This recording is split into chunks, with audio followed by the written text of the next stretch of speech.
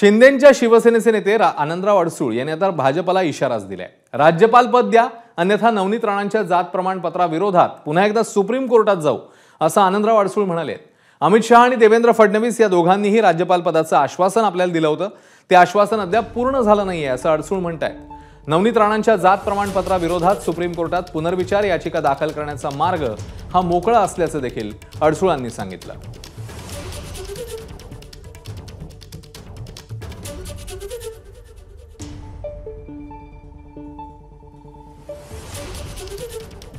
तर जी सोय आहे क्रिएटिव्ह ॲप्लिकेशन करणं सुप्रीम कोर्टामध्ये ते मी करणार आहे।